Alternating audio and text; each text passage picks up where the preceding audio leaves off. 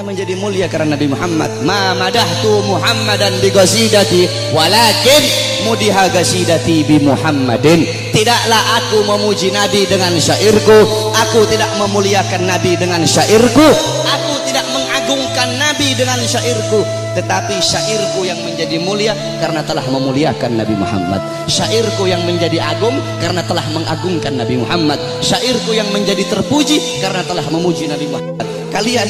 Kalian semua yang duduk di sini merayakan Maulid Nabi. Nabi Muhammad tidak butuh, tapi kita yang butuh untuk merayakan Maulid Nabi Muhammad. Kamu duduk di sini memuliakan Nabi, mengagungkan Nabi. Nabi tidak butuh, tapi kamu yang butuh untuk memuliakan dan mengagungkan Nabi Muhammad.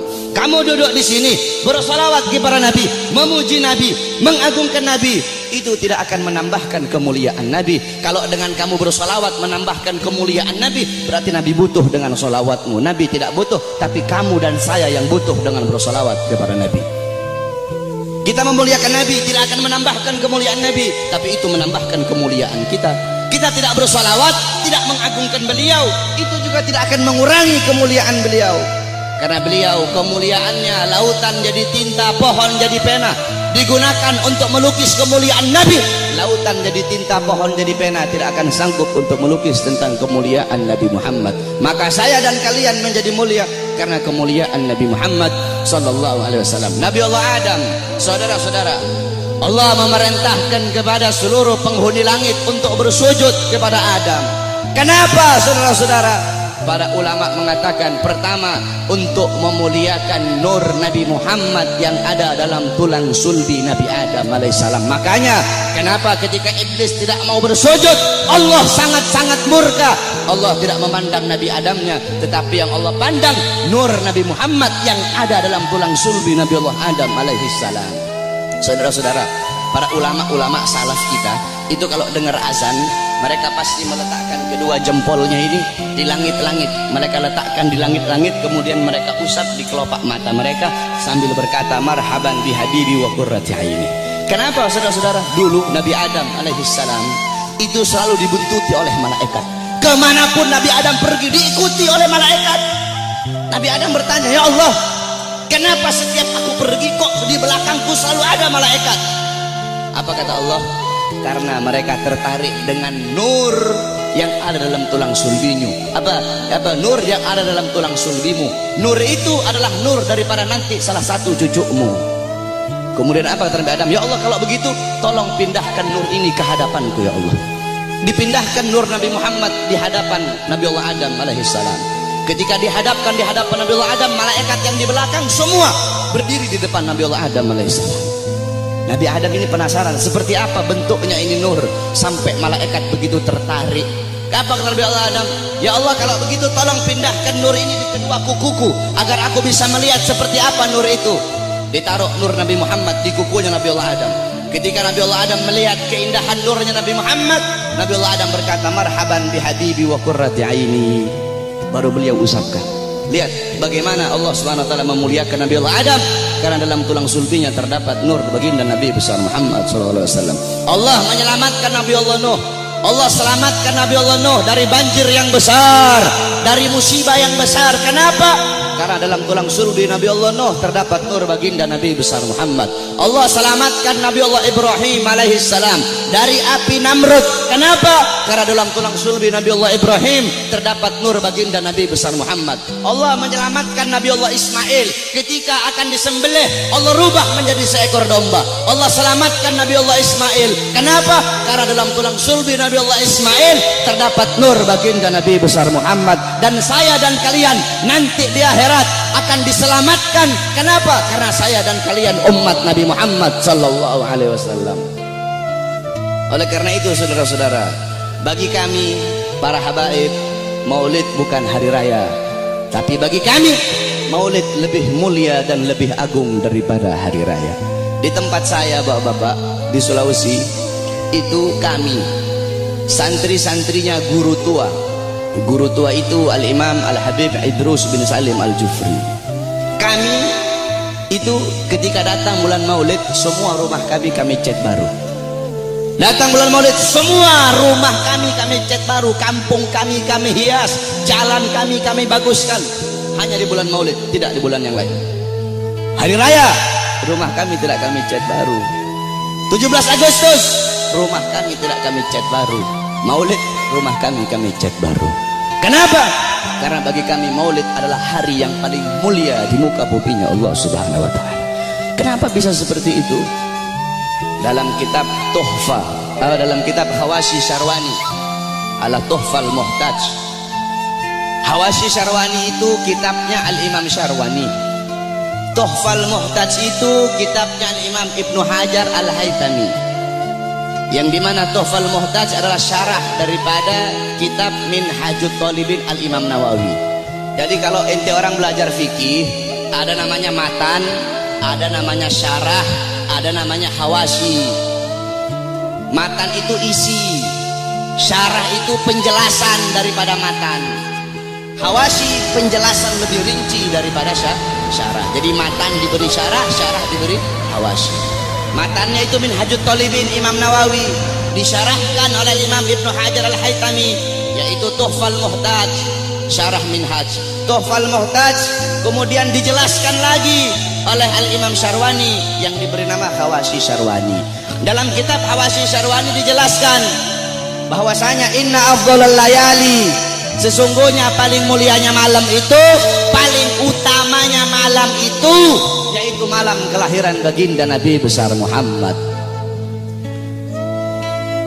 Setelah malam kelahiran Nabi baru malam Lailatul Qadar. Setelah malam Lailatul Qadar baru malam Isra. Setelah malam Isra setelah malam Lailatul Qadar malam Jumat. Setelah malam Jumat baru malam Isra. Kenapa malam kelahiran Nabi menjadi malam yang paling mulia? Kenapa malam kelahiran Nabi menjadi malam yang paling agung?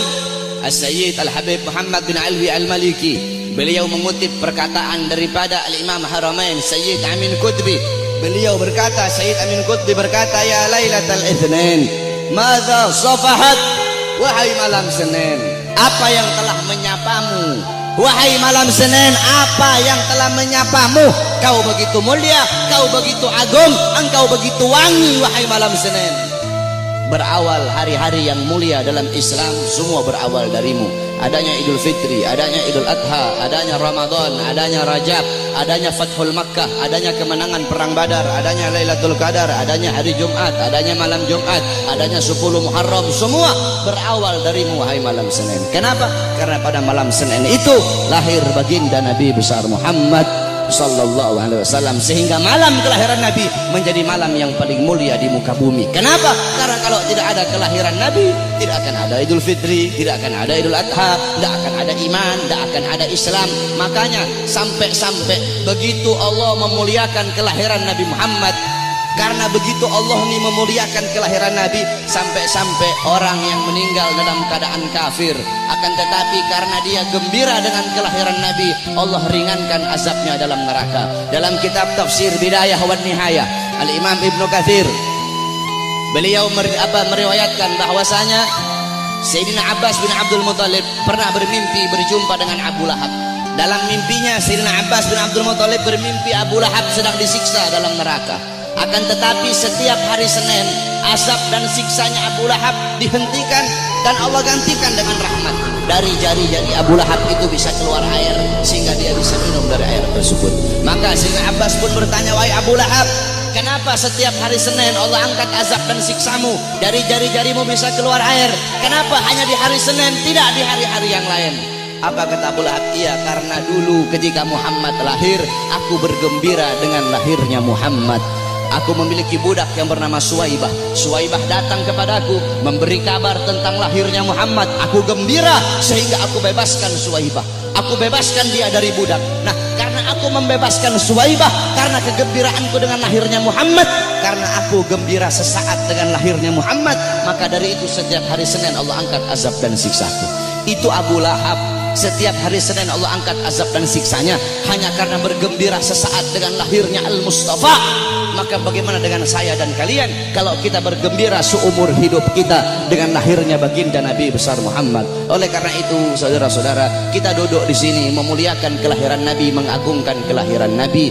Ini suatu perbuatan yang mulia. Tetapi banyak juga golongan-golongan di luar sana, banyak golongan-golongan yang mulut kotornya berani mengatakan bahwasanya orang-orang yang duduk di maulid itu mereka telah berbuat dosa besar. Maulid itu adalah bid'ah dhalalah, maulid itu bid'ah yang sesat, maulid itu sumber kesyirikan, maulid itu sumber kekafiran. Banyak golongan-golongan di luar sana yang berkata seperti itu. Ini golongan-golongan yang bodoh, golongan-golongan yang goblok, golongan-golongan yang dungu, tidak ngerti kaidah fikih, tidak ngerti takhrij hadis, tidak ngerti mustalah hadis. Baru belajar beberapa tahun di Arab Saudi, pulang baru punya jenggot 8 lembar 9 lembar, sudah berani menyesat-nyesatkan orang yang duduk di majelis maulidnya Nabi Muhammad sallallahu alaihi wasallam. Saudara-saudara, kalau kita mau lihat bid'ahnya, luarnya iya bid'ah, luarnya bid'ah, luarnya covernya bid'ah, covernya ini sesuatu yang baru, tetapi intisari, lubabnya, intisari yang ada dalam peringatan maulid ini bukanlah sesuatu yang bid'ah. Tadi di maulid tadi dibacakan Quran. Apakah membaca Quran sesuatu yang bid'ah? Kau duduk di sini, kita saling makan sama-sama. Nanti selesai acara makan bareng-bareng.